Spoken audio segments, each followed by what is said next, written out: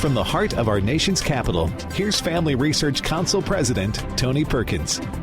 Republicans on Capitol Hill are responding en masse, and this is encouraging, and you should be encouraged too. They are responding to this assault on the sanctity of human life that Joe Biden and his administration have launched. I mean, he is setting a record. He has already set a record, and he's continuing the pace with executive orders, many of them zeroing in on the sanctity of human life.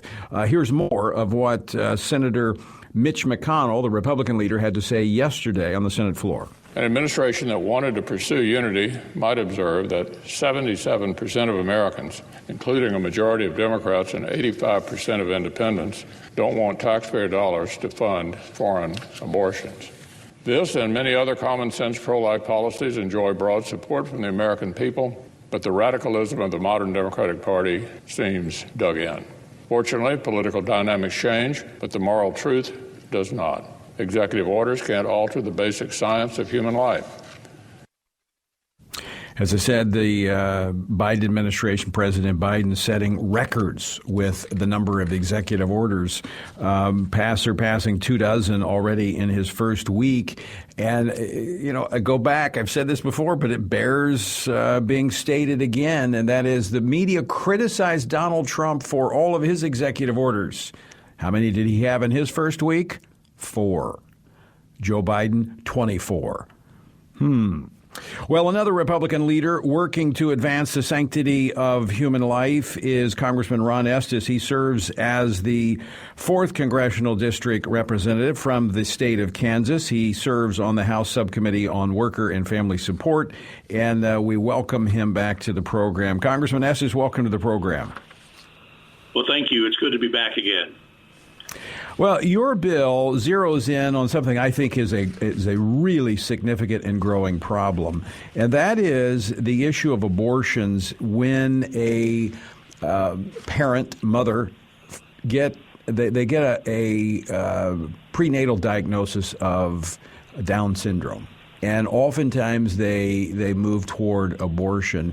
And we know that these tests from quite a few sources, these tests can be wrong 50% of the time. Share with our listeners what your measure would do and why you have introduced it. Yeah, this is really important to talk about, and the bill that we've introduced, Protecting Individuals with Down Syndrome Act, is a bill pushing through the House, have a companion bill in the Senate that Senator Inhofe is promoting as well. But basically what it does is it ensures the rights of people with disabilities to be protected. It's kind of tragic that mothers are now pressured into aborting their babies because they've received a diagnosis for something like Down syndrome. And, we have hundreds of thousands of people in the United States that have Down syndrome today. And we don't think that the government should support a position that says their life's not worth living. Yeah, it was a number of years ago when I was in office, actually, in Louisiana in the legislature. What I found as it pertained in particular to Down syndrome, although there were other abnormalities that were included in these prenatal tests, that insurance companies were denying coverage to these parents based upon these tests, and so they were being driven toward aborting these babies. So this is a growing problem. Some would say, well, this is why are you doing this? This is a very significant problem. It really is. And we should value life. I mean, that's what's so important.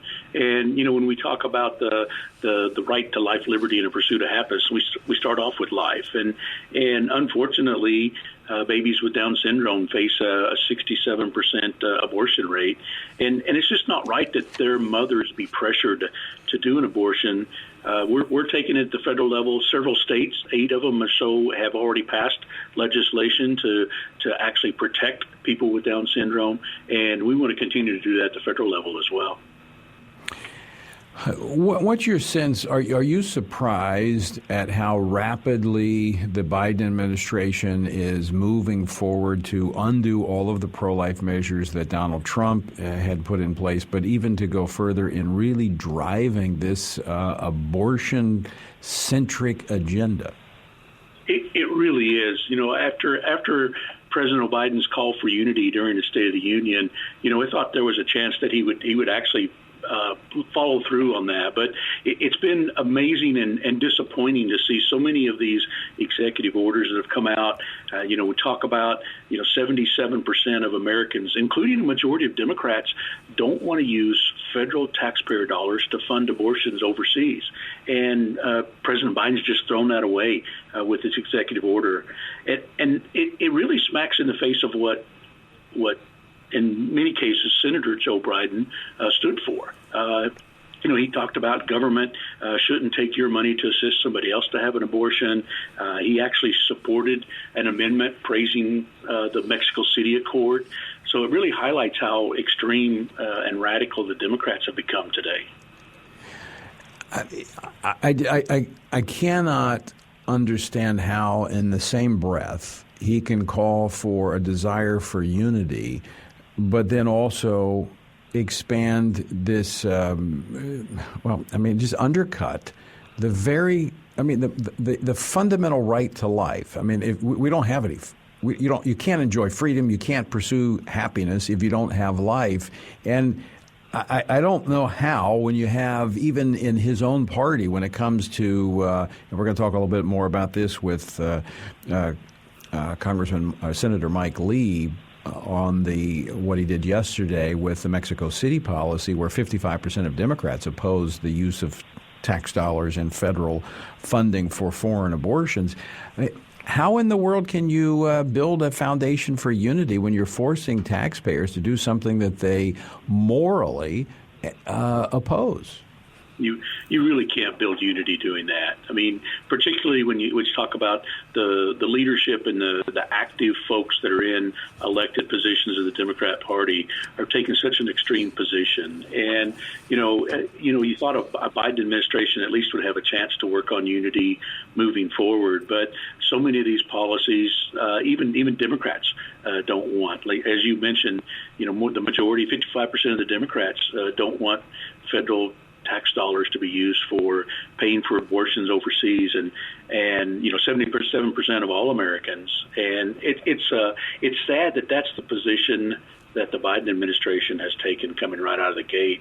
I mean, we should look at things that doing policies that we all agree on, and it'll end up making our country better instead of being so divisive with some of these things. You're listening to Washington Watch, all things life today on this Friday edition of Washington Watch. Congressman Ron Estes of Kansas, my guest.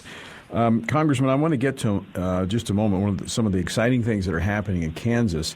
Kansas is actually one of the very positive stories. There were a number, but this was a very positive story in this last election because there is a solid conservative majority there in Kansas, and some good things are happening. But before I move to that, I want to go back just to underscore something. I had left my notes in the other room, and I wanted to pull this back up regarding the why what you're doing is so important on Down syndrome. There was an investigation by the New England Center for Investigative Reporting. It was published in the Boston Globe about this new wave of these prenatal tests, which are simply done through blood testing. They're not as invasive, but half the time they're wrong. And parents are making decisions. And even, the Boston Globe pointed to this, that this is actually pushing up abortions, the number of abortions that are taking place based upon this screening that is proven to be false half the time. Yeah, that's bad to be making life decisions about bad test data and bad test results. And that's why it's so important that we highlight this issue. Granted, it's maybe more desirable to have tests that are easier and less cumbersome to take. But if the results are wrong half the time and you end up taking the life of a baby because of that, that's just bad policy for the country. I mean, it says a lot about who we are as a nation if we can't protect life. Absolutely. Let's very quickly, some good things happening in the state of Kansas. Lawmakers there advancing a constitutional amendment. Tell our listeners about it. Yeah, so yesterday was a good day in Kansas, even though we weren't have as much good news coming out of Washington. But the Kansas Senate passed an amendment called the Value Them Both Amendment.